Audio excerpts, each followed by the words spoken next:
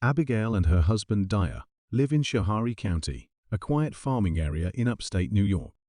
Their lives are marked by sadness because they recently lost their little girl Nellie to a sickness called diphtheria. One chilly Tuesday morning in January, the coldest day yet, they find ice in their bedroom for the first time that winter. Abigail gets up and begins her day's work as a wife. They have a quiet breakfast and get to their farm chores. Dyer tells Abigail that being happy feels like a rare visitor to him. Ever since they started running the farm, Dyer has kept a diary of everything necessary. He notes down how well their crops do, how each part of the farm is doing, and how much money they make every year. He asks Abigail to write things down in her own diary too, like if they forget any tools or have any bills to pay. And feelings they've shared no written words about their worries, happiest moments, or deepest thoughts. Abigail takes a break and visits her daughter's grave. She remembers the times when Nellie was alive, and she wishes she had told her more often how much she loved her before they lost her so tragically. When she goes back inside, she knows that her sadness has become a part of her, a piece of her life that's always there. On a calm Sunday morning in February, the entire community sets off to the church.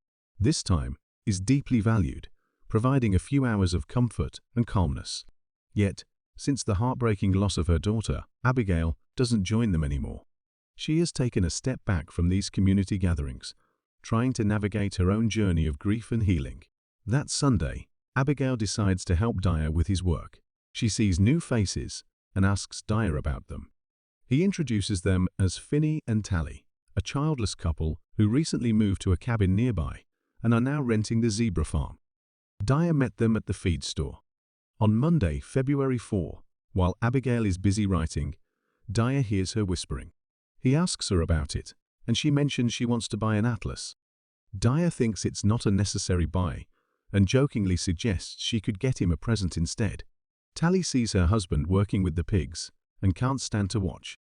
Feeling uneasy, she takes a walk and ends up at Abigail's place. Abigail is clearing snow from their porch as Tallie arrives. After introductions, Abigail warmly invites Tallie in, which she happily accepts. Abigail is immediately fascinated by Tallie, and before Tallie departs, Abigail tells her that her visit has lifted her spirits. On Thursday, February 14, Dyer has been sick with a fever for 3 days. After Abigail gives him a drink, Dyer jokes that he might pretend to be ill more often because it makes his wife happy. Abigail earnestly asks him to assure her that he won't die. She does everything she can to help him get better and spends the day pondering her conversation with Tallie. Abigail and Tallie quickly form a deep and significant friendship. Abigail notices and appreciates Tallie's movements, the feel and tone of her skin, and her gentle, peaceful nature that radiates calmness and grace. Tallie asks about how Abigail and Dyer came to be, and Abigail explains that their marriage is based more on practicality than love. She confides in Tallie about their relationship. In return, Tallie shares about her own husband, Finney, stating that he can be argumentative and dominating. On Tuesday, February 19, as they get ready for bed, Dyer's usual nighttime pleasures have lessened because Abigail turns down his repeated requests for another baby. The next night, Dyer and Abigail visit Finney and Tallie at their place. Both couples enjoy chatting and spending time together. On Monday, February 25, it's Abigail's birthday. Tallie sees Dyer leaving their house and tells Abigail he's heading into town. Tallie assures Abigail that she will be happy to see her. Tallie gives Abigail a long-desired atlas map of the state, some handmade knitted items, and a small jar of applesauce with a boiled egg as gifts.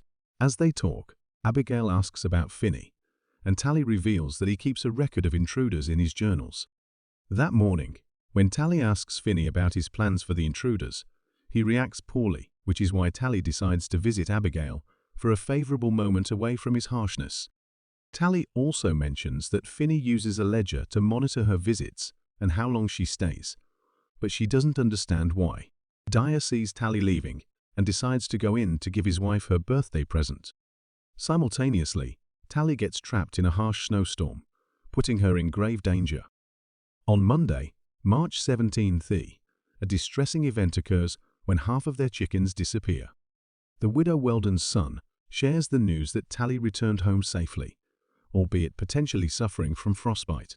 As a result, Finney takes her to Onontar for treatment. By Thursday, April 10th, there's a sense of unease, fearing that Tallie may never come back. Yet, Abigail convinces herself that time and patience can make the most extended mourning fade away. She has noticed that when Tallie does return, her heart lifts with joy, like a leaf floating over a stone in a stream. Finally, when spring comes, Tallie returns and continues her visits to Abigail. Then, on Monday, April 14, Tallie confides in Abigail about Finney's plan to move west again. Abigail responds by mentioning her uncle, who moved to Ohio, but unfortunately met a tragic end. 3 days later, on Thursday, April 17th, Tallie comes to visit Abigail later than usual without giving a reason for her delay. As per routine, Tallie helps Abigail with her daily chores and tasks. They chat about Abigail's family and recall memories of how life used to be. On April 25, Tallie opens up to Abigail, admitting that she dreams of them being together. Abigail reciprocates these sentiments, and they share their first kiss, filling them with wonder and joy. Abigail spends the day in a blissful state, replaying the memory in her mind. However, it isn't until her husband returns home and notices the unfinished work that she realizes she has neglected her tasks. Fast forward to Friday, May 30th. As Dyer enters the room, he notices that Abigail's smile fades. He asks if the smile was meant for someone else. She responds that her thoughts were elsewhere and brings up the need to purchase calico, buttons, and shoe thread. Just then, someone knocks on the door, and Dyer observes that Abigail's smile returns. He steps outside, letting Tallie in. After Dyer leaves, Abigail and Tallie begin an intimate relationship behind their husbands' backs. They meet in the forest to talk about Tallie's disputes with Finney. Dyer, who has been increasingly emotional since their child's death, is troubled by the time Abigail spends with Tallie. Likewise, Tallie's husband grows jealous of the time she spends away from him. This secret affair continues into June. On Sunday, June 8th, after not hearing from Tallie for 3 days, Abigail takes a risk and sneaks over to her house to see her. She believes she has found a hidden spot where she can watch safely. However, Finney spots her, forcing her to retreat and flee quickly. This escapade adds tension to the already complex situation, setting the stage for the unfolding drama in their intertwined lives. On the midweek Wednesday, June 11, Dyer spends the day in silence, allowing Abigail to take comfort in her solitude. Unexpectedly, Tallie and Finney arrive with an invitation for dinner, sparking excitement in Abigail. In anticipation of the evening, she decides to purchase a new blue dress to wear. On her journey back home, she stumbles upon a harrowing sight of a house consumed by fire, with an individual trapped within.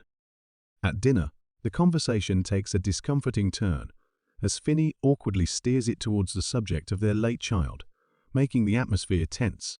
Abigail, while being present in the conversation, can't help but notice bruises on Tallie's neck, raising worries about her friend's well-being. After this unsettling dinner, Tallie doesn't visit Abigail for a week, which sparks concern in Abigail, compelling her to look for her friend. In an unexpected twist, she finds Tallie's rented home abandoned, with a chilling trace of a blood-stained handkerchief left behind. Abigail, driven by fear and suspicion, insists on notifying the authorities, but Dyer cautions that they need more solid proof to do so. Despite her suspicious instincts, Abigail eventually receives a letter from Tallie, assuring her that she has moved 85 miles away for unknown reasons. Driven by a strong need to see her friend, Abigail insists on visiting Tallie, and Dyer reluctantly agrees to accompany her on this journey. However, upon their arrival at Tallie's new location, they are met with a heartbreaking revelation: Tallie has died. Tallie's husband, Finney, attributes her death to diphtheria. Abigail goes to Tallie's body and remembers all the good times they've had. On the last day of August, the 31 East, Abigail returns to her monotonous and unsatisfying life on the farm under the sun's scorching heat. She fills her days with tedious chores, such as clearing out a shed brimming with dusty old clutter, cleaning windows, and preparing apples for the cold winter months ahead. As she goes about her chores, she entertains a consoling thought: at some point in the future, When Dyer must make a journey to Syracuse for livestock feed or other supplies, she would accompany him. In her mind, she conjures a scenario where she would borrow his rifle and travel to Skaneateles to exact revenge on Finney by taking his life. Meanwhile, Dyer's days are spent laboring in the barn, and their mundane routine mirrors the growing emotional distance between them. Occasionally, they take evening walks across the rolling hills and high fields, finding comfort in the expansive natural surroundings. As they walk, Dyer tries to recall the happy moments from their past, while Abigail imagines Tallie and their late daughter, Nellie, finding peace together somewhere in the afterlife.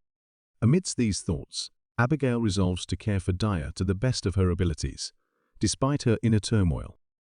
When Dyer asks Abigail to think about anything that could lessen their longing, she finds herself envisioning Tallie taking his place, reigniting the memory of their secret love, and rekindling her buried desire for a life that could have been.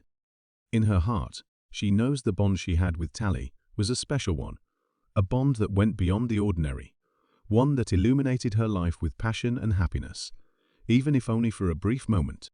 What a terribly tragic ending. Why couldn't they just be together? Now I'm depressed. What did you guys think? Subscribe for more videos like this, turn on notifications, and leave a like. It really helps the channel.